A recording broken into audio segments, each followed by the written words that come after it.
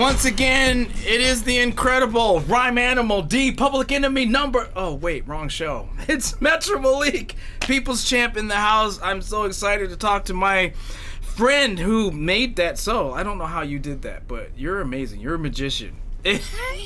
We're all magicians. Most of us just don't know it. Brandon of the Artist Umbrella, welcome to the What's the Haps Lansing Interrobang. What?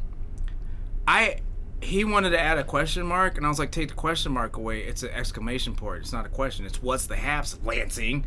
Like, this isn't a question. And right. Then he left it for a while, so I was like, Interrobang. So now nice. I think it's an exclamation point now. It's just a detail. That's cool. But Interrobang is one of my favorite doohickeys.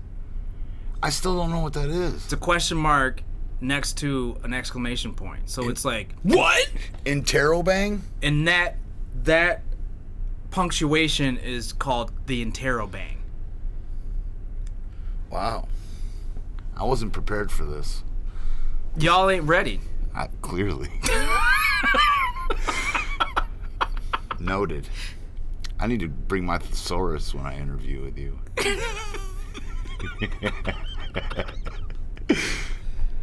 Artist Umbrella.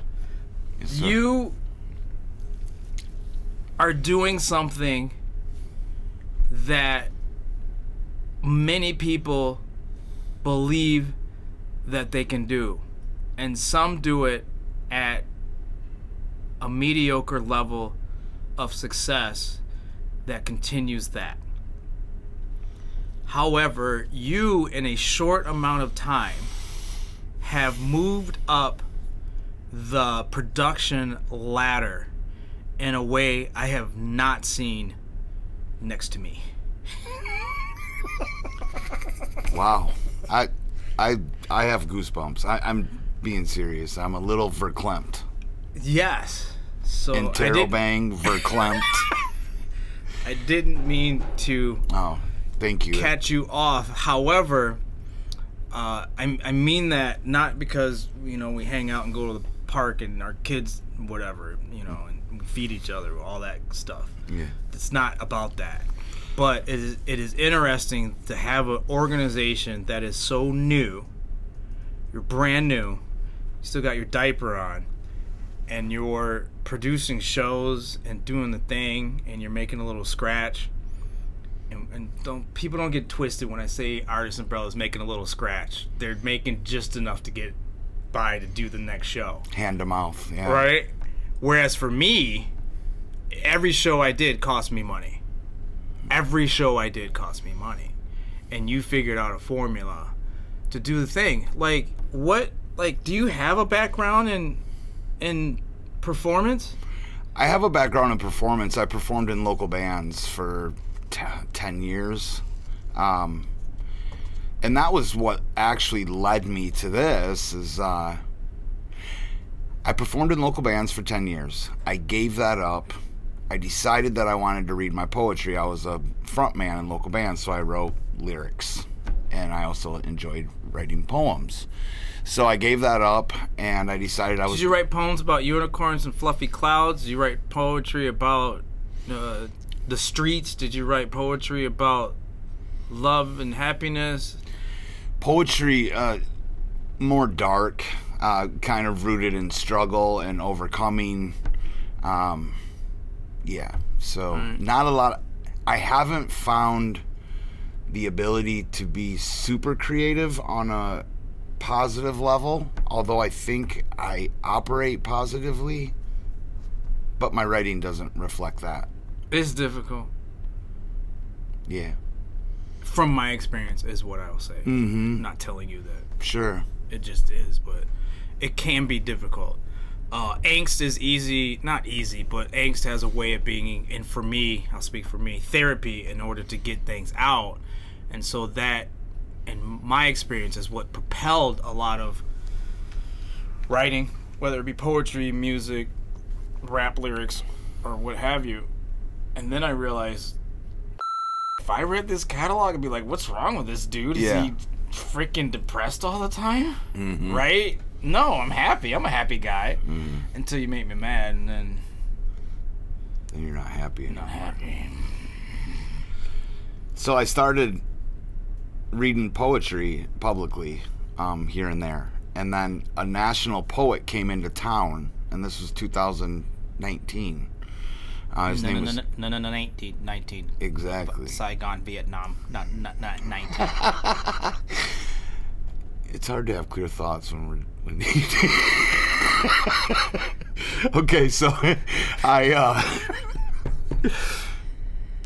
national poet came into town. His name was Neil Hilborn. He went to the loft. I called Jerome from the loft, and I said, hey, the next time a national poet comes in, is there any way I could potentially open for one? I'd like to maybe read some poetry. Holy cow. The cojones on that guy. Yeah. Only figuratively, though. Not. Anyway. So, he said, I don't know anything about the creative scene. Like, I don't know anything about the poetry scene, so to speak, in Lansing. But if you'd like to sit down and talk, I can give you a date and you can do a show. So I sat down, I talked. He said, okay, here's your date. And I said, okay, we're going to do a show. And I contacted like all the people that I knew that were somewhat creative in Lansing, and we just had a show. And it was just embraced by the community. Like, Lansing just embraced it. And here we are. You have a wonderful bunch of misfits that end up to accidentally do a show, and it turned out to what it is. Today, yeah. So when I went to your show, it was intimidating. And there's probably a handful of moments since this has all began that stick with me, and I'll remember forever. That's one of them, is you saying that. Also, oh gosh, like 3 of the 9 things are you. You getting on stage and saying what you said at our last show. Powerful. I mean, that's humbling for me. And to hear you say you were intimidated like that, yeah. The level of intimidation came from most of the other things that I've done in the past were structured in a way that you had to stay within a certain realm. Money was involved. Lots of money was involved. Or a church was involved. Or an organization that had such a large presence in an area that they had a reputation to maintain, and you don't say or do certain things. To the point where a local financial institution hired me to be an actor in one of their commercials. And at this point in time, I thought, cool, I'm local made it. I'm in one of the biggest entities in this area, and I'm in a spot, right? And at the time I was doing a TV show, live call-in talk show, and the day after or 2 days later, the show came on after recording the commercial, and for whatever reason, coincidentally, the topic came up about race, and I don't even remember who my guest was. And I shared a story how I got my ass beat for trying to go into a restaurant and the things that they called me and what they said to me. The next day I got a phone call saying that I couldn't be in the commercial, so much so that they were going to redo the whole thing. Now think of the thousands of dollars that it cost for a day production. And because I told a personal, true story that can be collaborated of how I had to deal with the most violent experience of racism that I ever did in my life, and it was so against whatever that they decided that I couldn't be represented in their thing. And I'm like, that's crap, right? Clear. So that has been my experience in the past, going to your show and hearing people be as open, honest, raw, real. Not that fake real that people talk about. I'm from the streets, blah, blah, blah. I'm like, didn't you grow up in Cranbrook? Right? That type of thing. Right? No. Real. I was like, excuse me? Because A, am I going to come through here and be all safe? And these people be like, bro, what's that? Or am I going to come through and be real. I've never done this before, that real. And I was conflicted. I'm like, maybe I'm not ready for this type of thing. I talked about it, but when it comes time to be about it, two different things, right? Sure. And it wasn't like if you go to a thing and one person is like the rawest thing ever and then everything else is like, oh, kumbaya, you're like, all right, cool. And I'm not saying there wasn't funny and great music and stuff like that, but anything that I would have been able to do at that point in space, COVID life, I was like, am I in that space? And that's why it was intimidating. I told you about yourselves that night. You're like, introduce yourself for the next show. And I'm like, bro, you're killing me. And I said what I said. Yeah. That's what I wanted from the beginning. And I had no idea that it would evolve into what it has.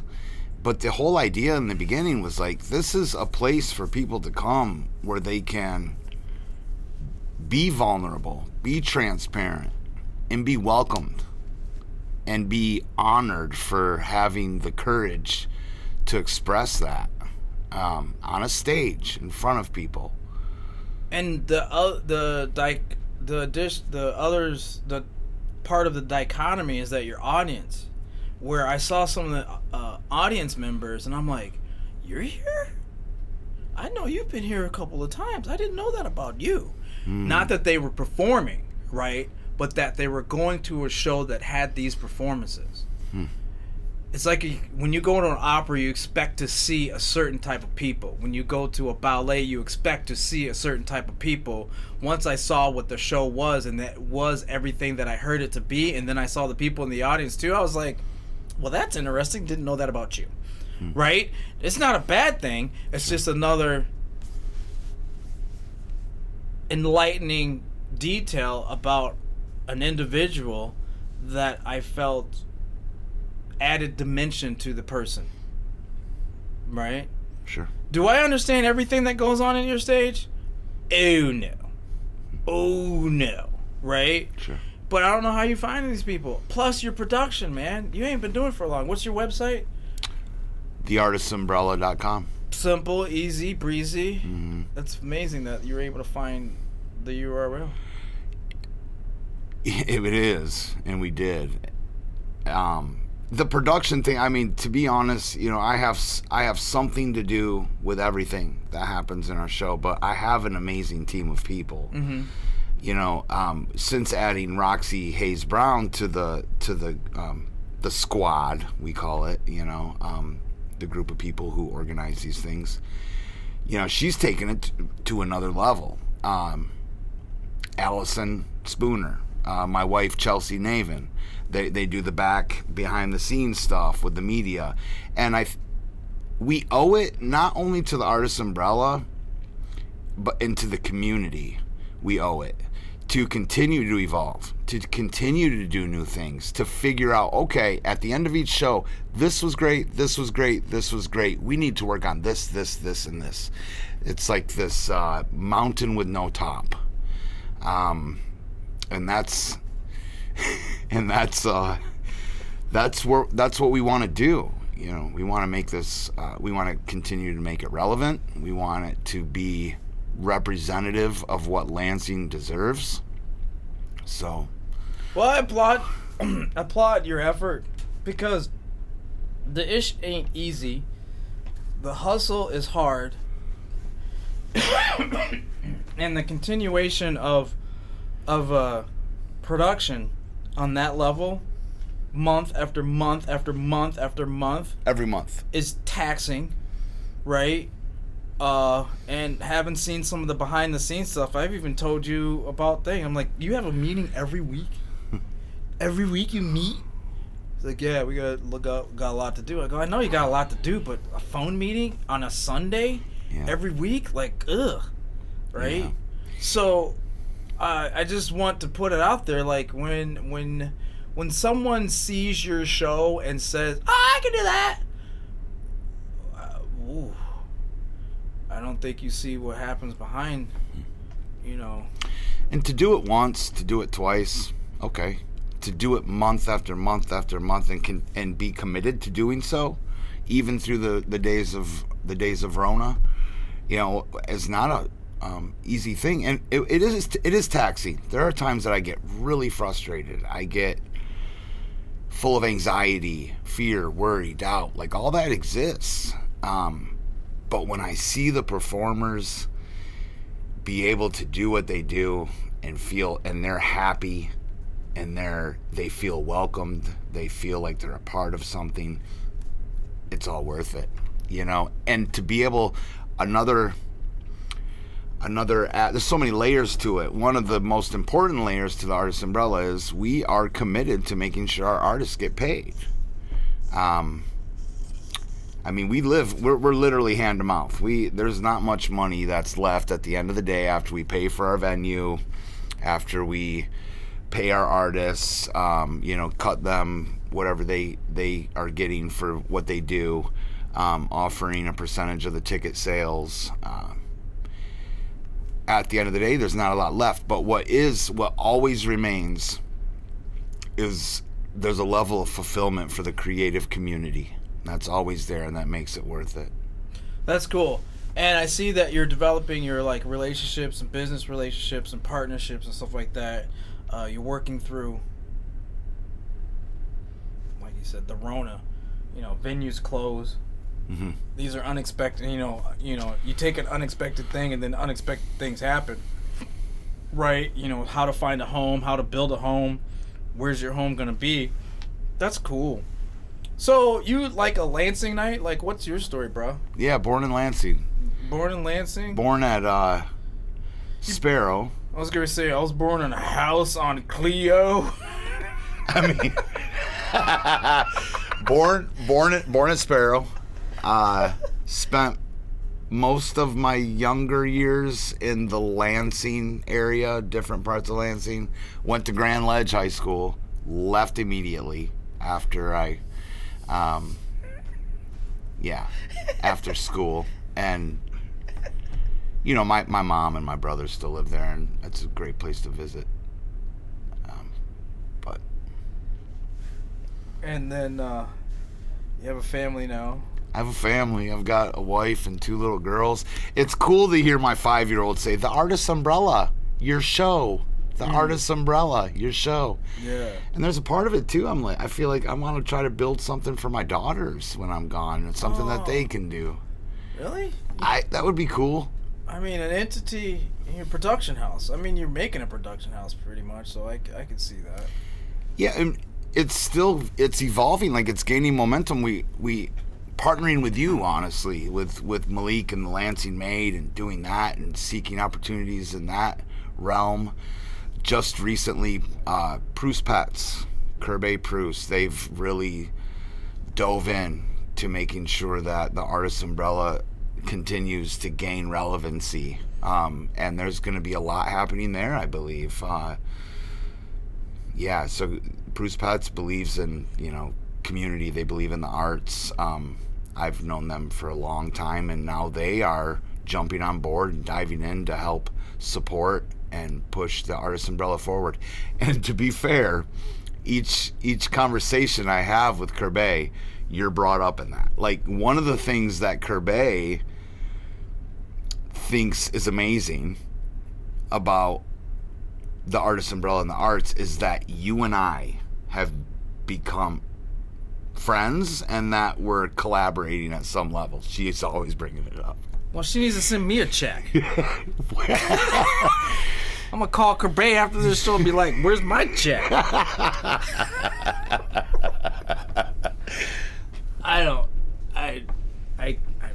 I can't offer an honest comment about that, because that's something that I don't. I mean, I see what you're doing and I respect it. It's you know, don't knock the hustle, right? And this is an enlightenment thing. I hope people don't take this as an ego thing. I did what you did in the beginning. Haphazardly was like, I need to do a TV show because nobody will hire me to do such and such, right? You know, I'm tired of always having to audition for the thief or the dead person, you know? because of this, right? So I'm like, I'm more intelligent than that, and I have more to offer than that. Is that ego speaking? Well, yeah, I don't need to be the dead guy all the time, right? So, you know, I started doing things, and then other people would come along and be like, I got an idea for you.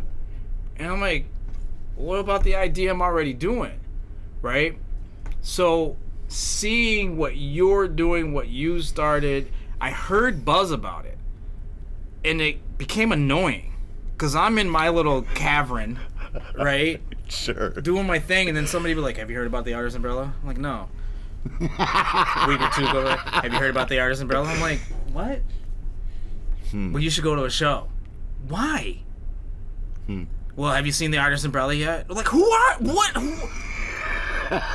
Well, you need to know about it. And I'm like, and so after so many years of people, I'm like, I got an idea for you.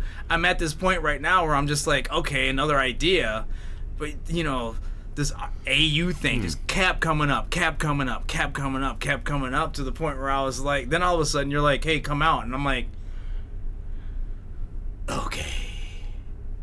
And then I hadn't seen the show yet.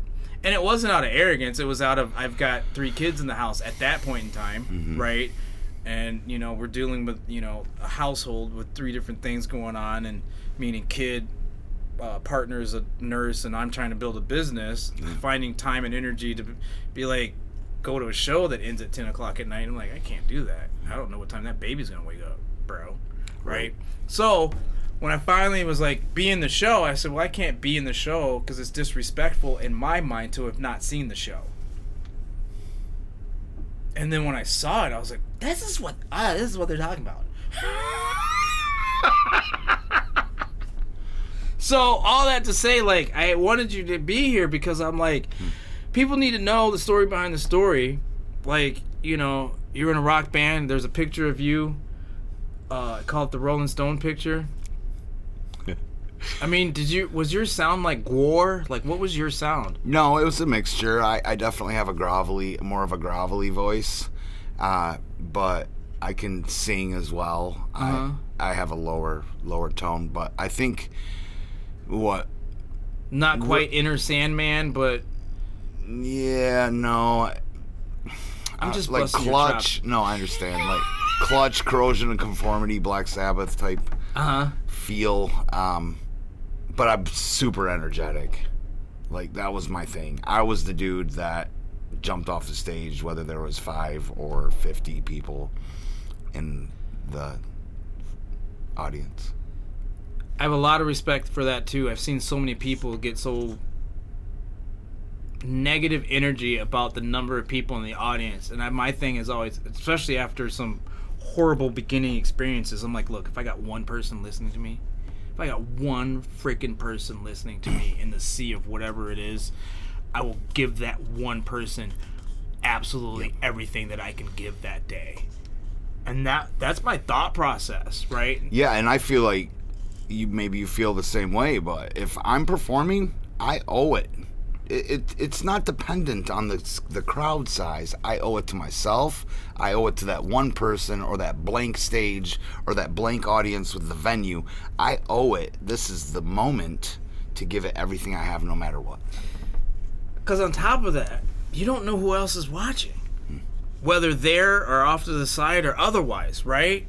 So if you phone it in and then wondering why you're not getting gigs, like, remember that time? You phoned it in. Well, that one person had a guap in their pocket, and they were ready to do something, and then they were like, "Oh, I guess that isn't it, right?" And you know, and I see you doing it too.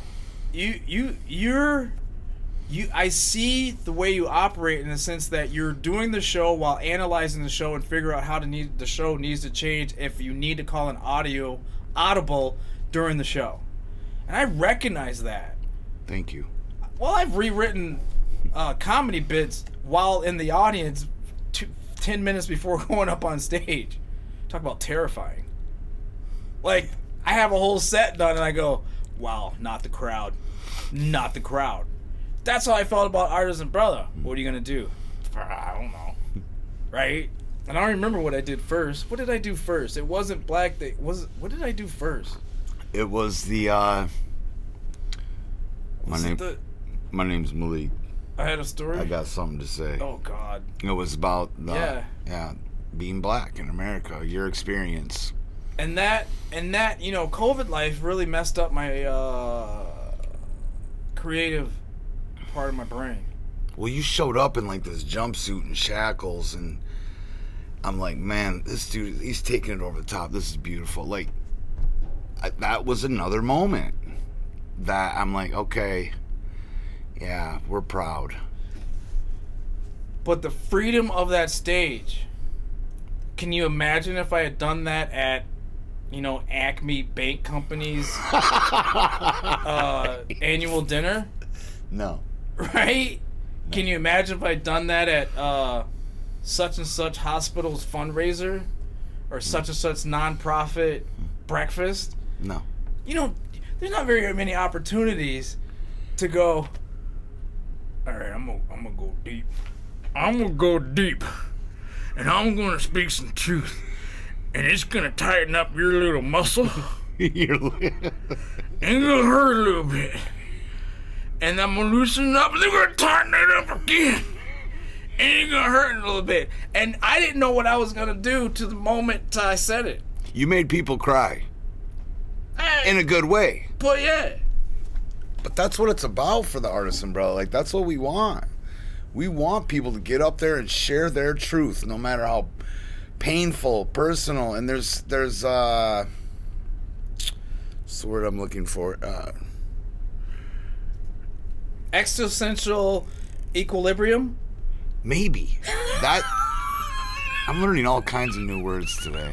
It's like exorcising demons, like exorcising. Oh, the exorcist of the. It's like an exorcism of sorts. Right. In ways, it can be. Right, but there is humor. Like, so we were talking about all the things, right? But there's so much. Like, it's and you're figuring out the wave and that's the other thing too. Like, it's drama. You're creating drama. You're creating theater, right? And theater should be a roller coaster ride of emotions. And when you're done, I feel like if you're exhausted after a show, awesome. Yeah. If you're a little tired, good. If you're like, meh, then it was horrible. Right. Right? Yeah. Meh. You'll definitely remember if you come to a show. Yeah. And that's another layer of the Artist Umbrellas. That's what we seek, is that roller coaster. You have the humor, you have the drama, you have the hype, the comedy, the pain, all of it in one block of time. And there you have it, folks. Brandon of the Artist Umbrella. Please check them out. They do shows monthly. We're fine-tuning that. Thanks for watching another edition of What's the Haps Lasting and Terrell Bang. And Spectrum League. We're out.